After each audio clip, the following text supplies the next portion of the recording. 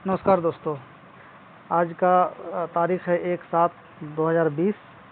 आज के इस प्रैक्टिस सेशन नंबर 5 में आपका स्वागत है। वीडियो पॉज करके आप अपना आंसर दें और आंसर को कमेंट सेक्शन में ज़रूर डालें। चलिए चलते हैं आज के पहला क्वेश्चन में।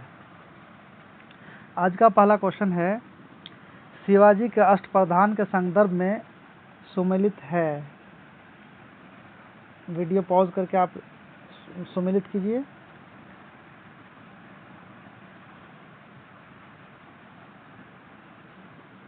सरे नौबत सेनापति को कहा जाता था।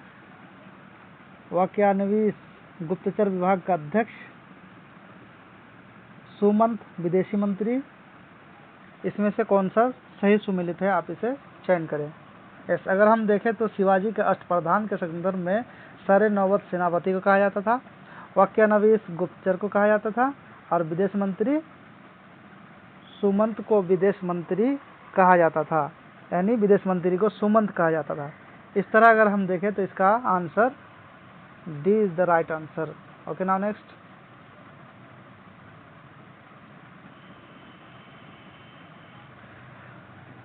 ट्वेंटी क्वेश्चन,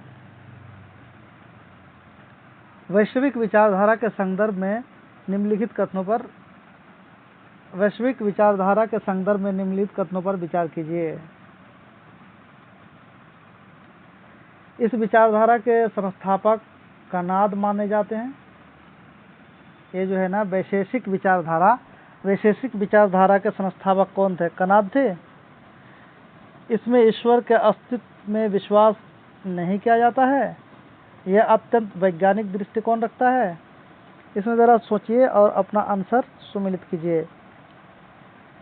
सही। इसमें एक देखने वाली जो बात है, अगर जी इसका दृष्टिकोण वैज्ञानिक था, थोड़ा यहाँ इम्पोर्टेंट हो जाता है, इसका साइंटिफिक व्यू था, लेकिन साइंटिफिक व्यू रहते हुए भी यह ईश्वर के अस्तित्व में विश्वास करते थे। इस जगह पे जो नहीं लगा हुआ है, दिस इज द रॉन्ग, ये सही नहीं है, ये नहीं होगा। वह वैज्ञानिक दृष्टिकोण रखते थे, लेकिन वह ईश्वर का अस्तित्व में विश्वास करते थे। कौन? वैशेषिक विचारधारा। इस तरह अगर हम इसका करेक्ट आंसर देखें तो 1 और 3 होता है। तो इसका आंसर हमारा हो जाएगा 22 का C is the correct answer. Now the next.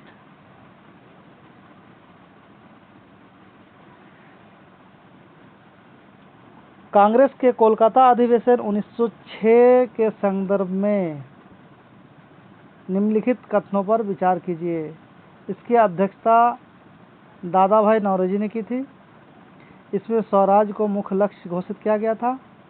उपयुक्त में से कौन सा कथन सही है? चयन कर लिया आपने? यस। अगर इसका आंसर देखें हम तो 1, 2 दोनों सही है। इसका अध्यक्षता किसने किया था? दादा भाई नौरोजी ने 1906 के कोलकाता अधिवेशन में किया था। और इसका मुख्य उद्देश्य क्या था? स्वराज। इस तरह आंसर सी होता है। चलते आगे। क्वेश्चन नंबर 24 निम्नलिखित में से कौन सुमेलित है? इसको जरा सुमेलित कीजिए। पहला है मित्र मेला, दूसरा है नौजवान सभा, तीसरा है अनुशीलन समिति और चौथा है इंडियन रिपब्लिकन आर्मी। इनमें से क्या सही है?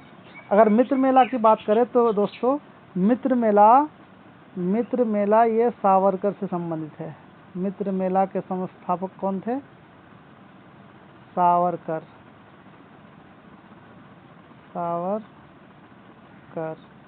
ये मित्र मेला के संस्थापक थे। और नौजवान, जरा आप दिमाग पे हिट डालो, नौजवान सभा के संस्थापक कौन थे? नौजवान सभा के संस्थापक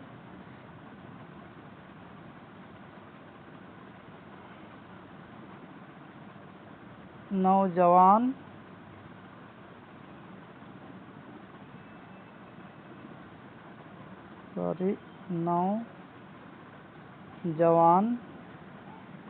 के संस्थापक थे भगत सिंह।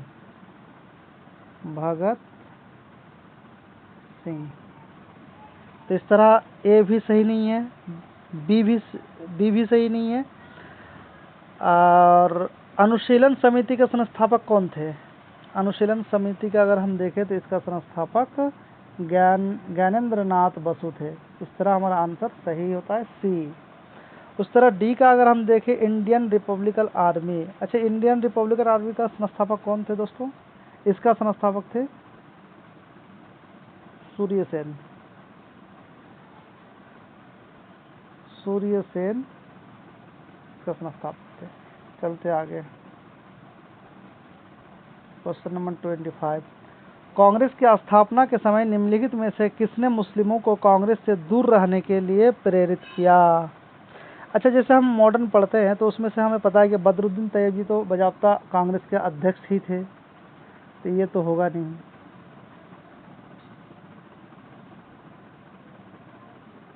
ये तो नहीं होंगे। उसके बाद अब्दुल गफ्फार खान भी पता है हमें कि वो भी सक्रिय लीडर थे, ये भी नहीं होगा। सैयद अहमद खान के बारे में जब हम पता करते हैं तो पता चलता है कि ये प्रो हिंदुज़म थे, लेकिन लास्ट में ये अंतिम में आकर के इसने कट्टरता अपना लिया था। इसने कहा था मुस्लिमों को दूर रहने के लिए, तो इस तरह कांग्रेस से दूरी बनाने के लिए सैयद अहमद खान ने कहा था। तो इसका करेक्ट आंसर होगा सैयद अहमद खान। चलते आगे, निम्नलिखित में से कॉमनवेल्थ पत्रिका का प्रकाशन किसने प्रारंभ किया था? कॉमनवेल्थ पत्रिका जरा बताओ। A option Vijay Lakshmi Pandit, B Annie Besant, C Sarojini Naidu, D Tilak. Yes, अगर हम इसके बारे में देखें तो इस पत्रिका का प्रकाशन एनी बेसेंट ने किया था। अच्छा, एनी बेसेंट ने और कोई एक फेमस पत्रिका का ये किया था, प्रकाशन किया था, ये तो बताओ। यस, न्यू इंडिया का। न्यू इंडिया किससे संबंध है? एनी बेसेंट से। New India. चलते आगे, 27। यान्डबू की संधि के संदर्भ में निम्नलिखित कथनों पर विचार कीजिए। यान्डबू की संधि,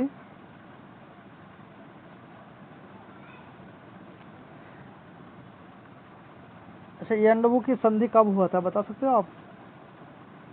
यान्डबू की संधि हुआ था 24 फेब 1826 को। यान्डबू ट्रीटी 24 फेब 1826 को हुआ था। पहला स्टेटमेंट हम पढ़ते हैं, यह प्रथम अंगल बर्मा युद्ध के बाद हुई। क्या सही है?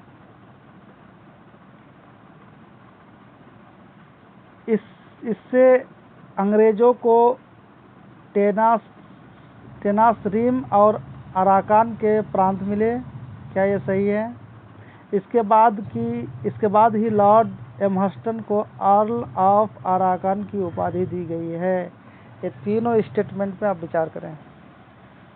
पता है कि इस संधि के बाद,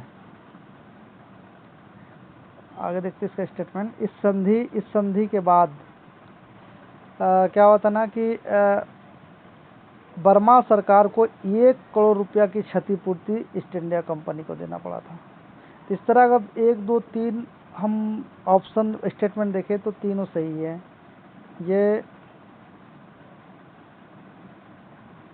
ये प्रथम अंगल बर्मा युद्ध के बाद हुआ। ये अंग्रेजों को टेनासरीम और अराकान के प्रांत मिला था। इसके बाद ही लॉर्ड एमहर्स्ट को अर्ल ऑफ अराकान की उपाधि दी गई थी। इस तरह हमारा answer D is the correct answer.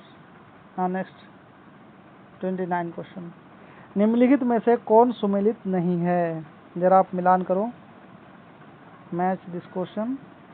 Okay, कूदी अरासू किसने? अबुल कलाम आज़ाद, काल ब्रह्म बांधव उपाध्याय, बंग दर्शन बंकिम चंद्र चटर्जी, न्यू इंडिया। इसमें से ना चयन करना हमें कौन सा सुमेलित नहीं है। अगर हम देखते हैं न्यू इंडिया, थोड़ा देर पहले ही हम लोग डिस्कस किए थे, न्यू इंडिया एनी बेसेंट सही है। बंग दर्शन बंकिम चंद्र चटर्जी सही है। ब्रह्म बांधव उपाध्याय काल, ये भी सही है। कूदी अरासू कहीं ना कहीं ये गलत है। कूदी अरासू का संबंध जो है ये रामास्वामी नायकर, ए वी रामास्वामी नायकर से है। रामास्वामी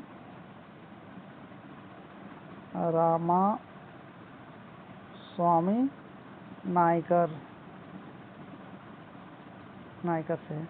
पता है इसे क्या बोला जाता था? इसका फेमस नाम आप कमेंट सेक्शन में लिखेंगे। इसका फेमस नाम, इसको पेरियर से जाना है, पेरियार के नाम से जाना जाता था। किसको? रामास्वामी नायकर को। चलते आगे।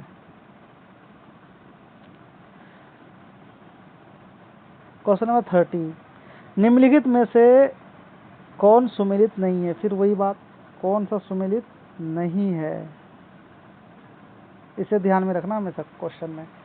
फ्लॉड आयोग पुलिस सुधार से संबंधित है।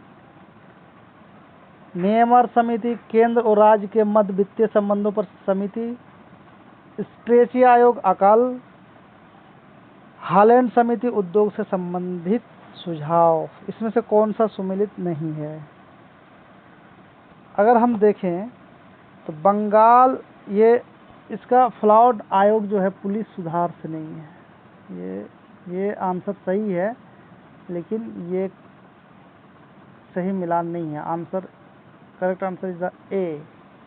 फ्लॉड आयोग का संबंध, इसका रिलेशन है बंगाल, बेसिकली इसका संबंध बंगाल लैंड रेवेन्यू से है। Land revenue. चल, आज का क्वेश्चन इतना ही दोस्तों। फिर हम लोग मिलते हैं। Thank you for watching. Thank you.